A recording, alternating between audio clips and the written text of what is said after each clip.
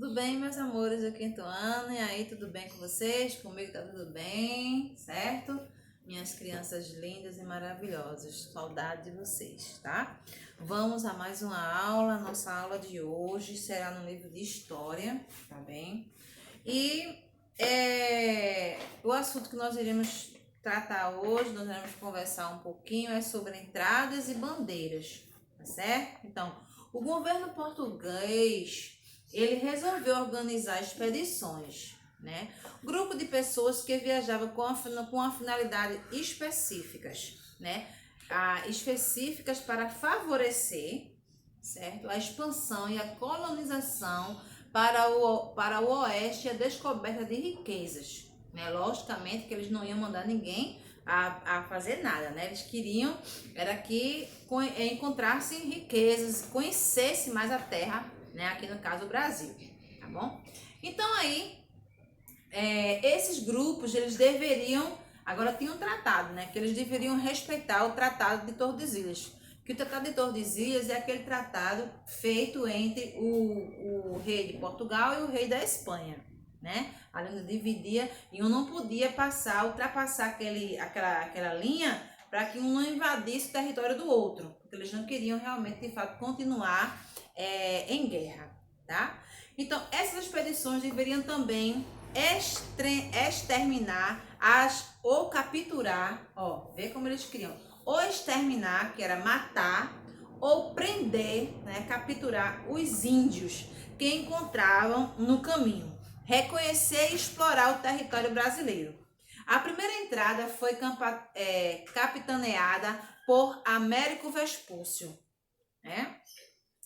Que comandou cerca de 30 homens, entrando 40 léguas pelo sertão, na altura do Cabo Frio, no estado do Rio de Janeiro.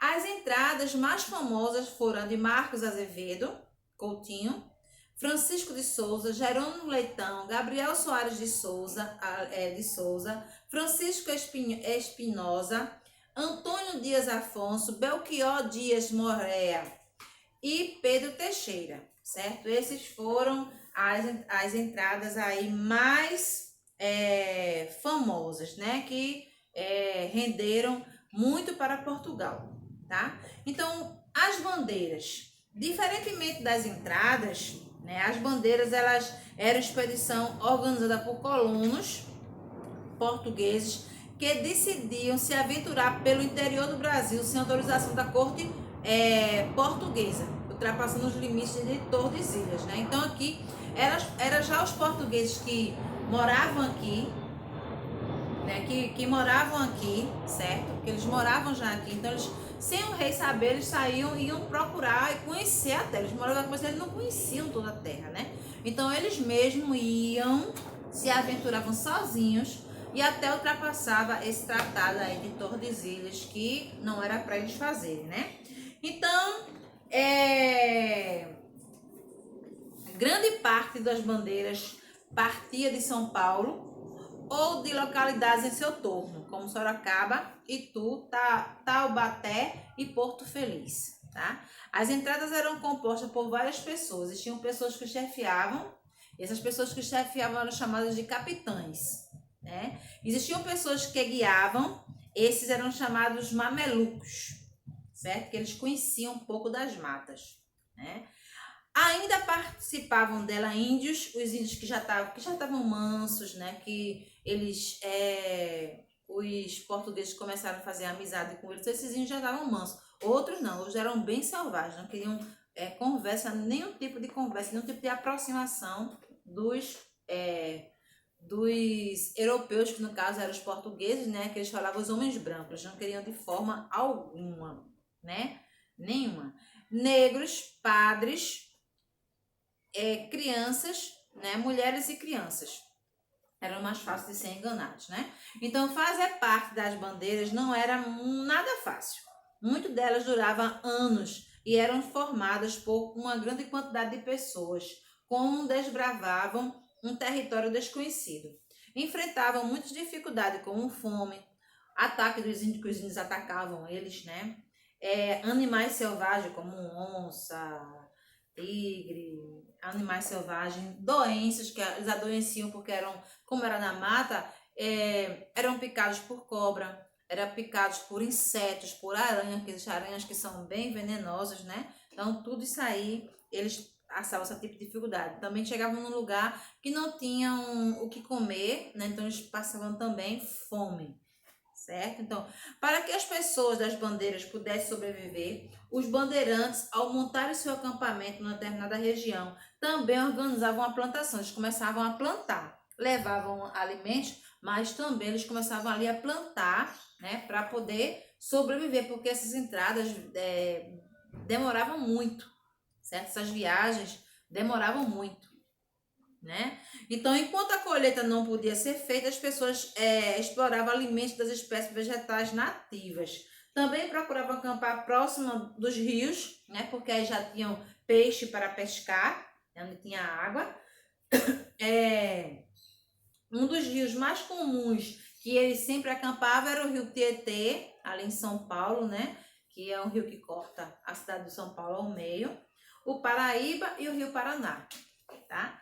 Então, como não eram oficiais, as bandeiras ultrapassavam os limites do Tratado de Tordesilhas, né?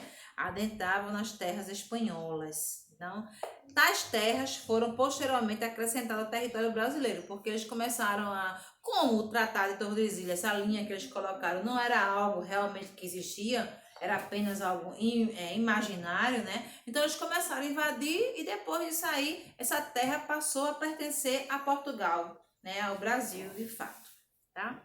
Então, diferentemente do que se costumava dizer, as bandeiras não povoaram o Brasil, pois este já era bastante povoado pelos indígenas. Na realidade, à exceção de algumas cidades criadas, as expedições despovoaram regiões, pois destruíram tribos indígenas inteiras, vendendo os índios como escravos. Eles pegavam os índios e capturavam os índios e vendiam os índios como escravos, né? Porque os índios, como eles viviam nus, sem roupa, então eles eram bem bronzeados. Então eles diziam que os índios eram um tipo de negro, só com um negro mais claro. Mas aí eles também vendiam os negros como escravos, né? Tem aí os ciclos da bandeira, na página 47, né? Os ciclos da bandeira, certo? O período em que as bandeiras existiam pode ser dividido em ciclo do caça ao indígena e o ciclo da mineração, né? Então, existiam bandeiras que tinham era específica, era somente para capturar os índios. Existiam outras que eram apenas para explorar, procurar riquezas, no caso, pedras preciosas, né? Então, uma delas era comandada aí por Antônio Raposo Tavares, foi o bandeirante que percorreu do norte a sul o território brasileiro pelo interior, em busca de indígenas para vender como escravos. Este bandeirante atacou diversas aldeias jesuítas localizadas em território espanhol.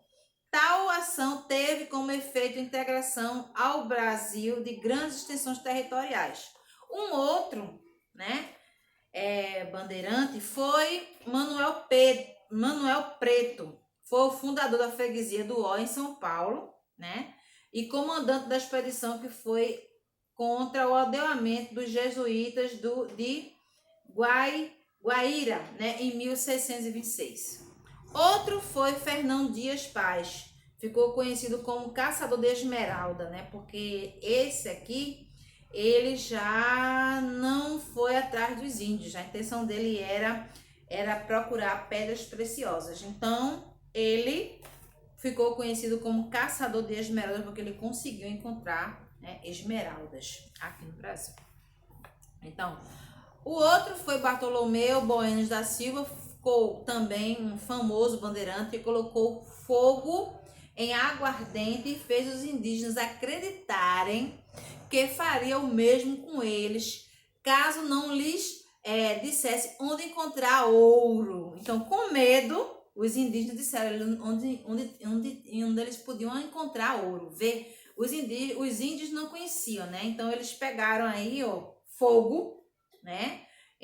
Pegaram fogo, pegaram a aguardente, né? Que é a pitu, bebida, e ateou fogo, logicamente. A aguardente tem muito álcool. Então, quando eles conseguiram pegar fogo, então eles disseram: se vocês não disserem a nós aonde encontrou, a gente também vai fazer a mesma coisa com vocês. A gente vai atear fogo em vocês. Então, os índios, com medo de morrer queimados, né?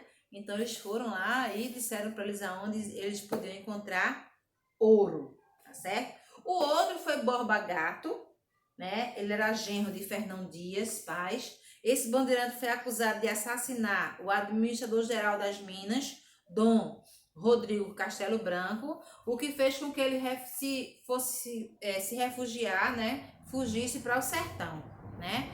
Quando então descobriu ouro na serra da Sabarabuçu, né? E no Rio das Velhas. Depois passou a ter grande prestígios, né? Porque ele fez uma coisa errada, ele assassinou um homem, né? O outro aí era Domingos Jorge Velho, certo? Domingos Jorge Velho foi o bandeirante responsável pela distribuição do Quilombo dos Palmares, e lá ele matou o líder dos negros, que era o Zumbi, né? Zumbi era um negro, né, que formou esse quilombo, onde ninguém encontrava, né? Mas aí eles conseguiram achar o quilombo, invadiram o quilombo e mataram Zumbi, né? Que era um negro. Ele vivia para libertar os negros das fazendas, tá bom? Então, aqui vocês veem também, no ciclo da mineração, as bandeiras dedicaram a encontrar, a explorar riquezas minerais, ouro, diamante, prata, o que fosse de pedras preciosas, de algo valioso, eles estavam em busca, tá certo? Então, depois eles chegaram à Serra da Mantiqueira, né? E foram até o Vale do Rio São Francisco, tá? Logo onde encontraram ouro também. Então, aqui no Brasil tinha muito ouro, gente, muito ouro mesmo, mas os portugueses, ó, pegaram tudo, tá? Então, Fernão Dias explorou a região de Minas à procura de esmeraldas, não conseguiu encontrar mais lá, né? Bartolomeu Boenos da Silva descobriu ouro em Minas, em Goiás. Pascoal Moreira Cabral descobriu ouro em Cuiabá. Rodrigo Arzão e Borba Gato descobriram ouro em Minas Gerais. Então, aqui, as bandeiras do ciclo de mineração tiveram várias consequências. Primeiro, descoberta das riquezas minerais, povoamento do interior do país, expansão territorial da região centro-oeste, né? Então, eles tiveram essas consequências aí, várias consequências, né? Então, monções eram bandeiras paulistas que se deslocavam pelos rios a fim de abastecer de alimentos, instrumentos de trabalho, pólvora e armas, os que dedicavam à procura de minérios. Eram organizadas por Pascoal Moreira Cabral. Os tratados de limite assinados entre Portugal e Espanha no século XVII só confirmaram as conquistas territoriais dos bandeirantes, resultando na configuração atual do Brasil, né? O Brasil não tinha esse tamanho todo que tem hoje, só teve devido a essa exploração deles aí, desse avanço deles, né? Como eu falei para vocês, eles não respeitaram aí o Tratado de Tordesilhas, resultou que a gente ficou com mais terra, né?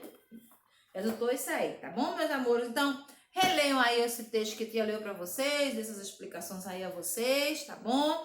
Então, vocês vão responder a página 49 e a página 50 do livro de História, tá bom? Quinto ano, tá certo?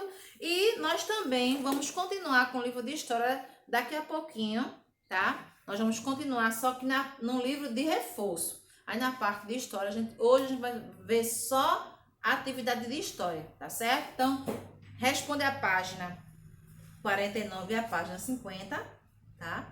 E logo, logo você já volta, você terminar, você já pega seu livro de reforço, abre aí na página 60 e a gente vai explicar aí alguns assuntos, ok? Então, até logo!